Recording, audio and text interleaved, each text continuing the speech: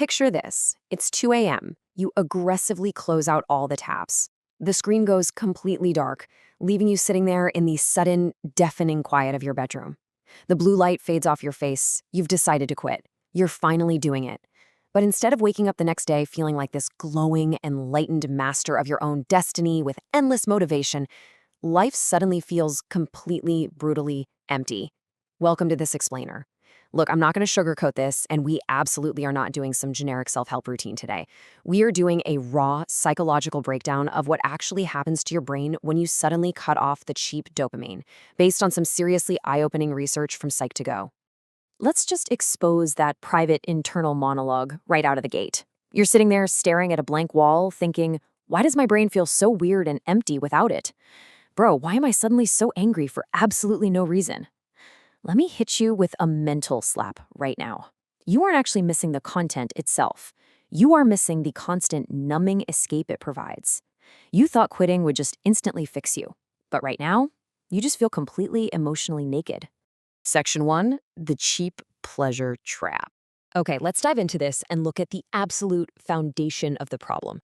Relying on a glowing screen for pleasure hasn't just given you a bad habit. No, it has low-key hijacked your entire nervous system. It's living rent-free in your head, and it's completely ruining your baseline for everyday joy. The core mechanism at play here is what neuroscience calls desensitization. Basically, constant exposure to extreme, novel content completely dulls your physical and emotional responses. It rewires your brain so deeply that actual, real-life human intimacy starts to feel incredibly cringe, way too slow, and totally underwhelming.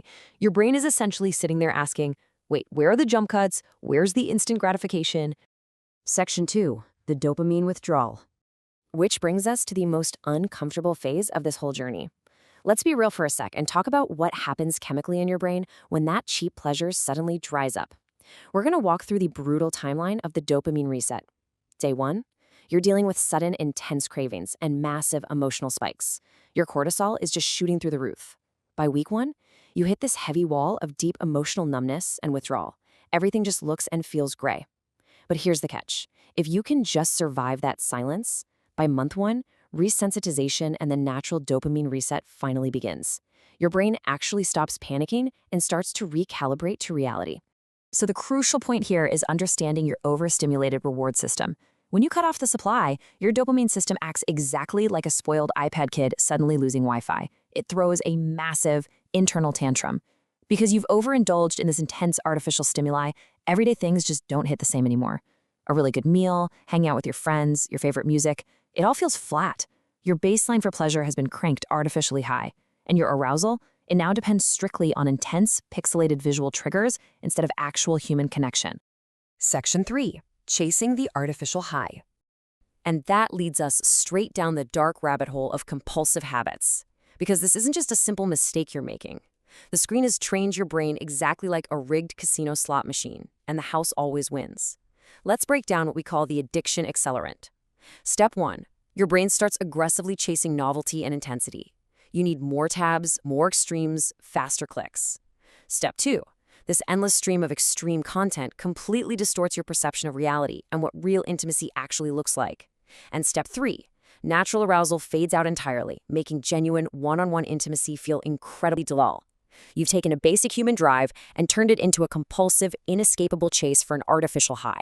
You are down bad for the algorithm, not for reality. Section 4, escaping the brain rot.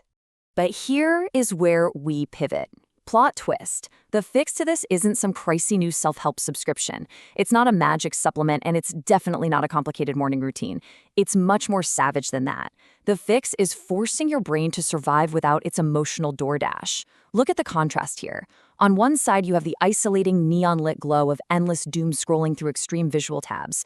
It is entirely passive. It makes you a literal zombie. On the other side, you have immersive mental stimulation relying only on your own imagination and your physical senses. One is a digital cage built by tech companies to harvest your attention. The other is the deeply personal, raw power of your own mind. Here is the ultimate takeaway you need to burn into your memory. Your imagination is the ultimate cure for modern brain rot. No cap. You have to remind yourself that tapping into your own creativity and natural sensations is the absolute only way to genuinely give your mind a mental cleanse. You have to train your brain to respond to real life again. You have to completely stop outsourcing your imagination to a screen. Section 5. Reclaiming real-life intimacy. So how does this actually affect the people sitting across from you? Here's the kicker about how your secret doom-scrolling habits are actively sabotaging your real-world romantic connections. We have this incredibly powerful insight from neuroscientist Andrew Huberman to expose the uncomfortable truth. He points out that if your brain learns to be aroused by watching other people, it doesn't necessarily carry over to being one-on-one. Let that sink in. You are literally training your brain to be a spectator. And when you're a spectator, stepping onto the actual field of vulnerability and intimacy feels totally flat. You're sitting there waiting for the camera angle to change, but it's just real life. So ask yourself this: has cheap dopamine completely destroyed your ability to genuinely connect? Just sit with that reality for a second. Is the over-the-top, hyper-stimulating online content the exact reason your real-life romantic connections are struggling to survive? Are you literally trading main character energy in your own life just to be a voyeur in someone else's? Section 6. The emotional awakening. That brings us to our final stage. We need to wrap up this intervention by completely shifting the focus. This isn't just about white-knuckling your way through quitting a toxic habit. This is about experiencing a total nervous system awakening. We are actively rebuilding the nervous system here. Skipping the screen forces a massive mental reset. You start reconnecting with natural, imagination-driven arousal. You begin reversing those seriously distorted, hyper-stimulated views of intimacy. And ultimately, you revitalize the physical and mental bond in your relationships. It is a brutal but beautifully necessary process of resensitization.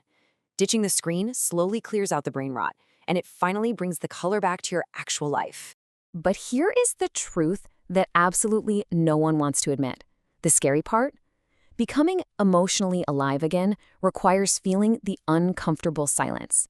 Taking away the artificial stimuli isn't just about fixing physical changes or repairing your dopamine receptors. It is entirely about surviving the numbness.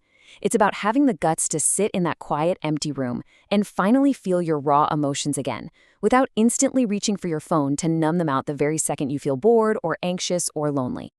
Which leaves us with this final, savage question to end today's explainer. Does adult content actually numb your emotions? Or are you just terrified of feeling them?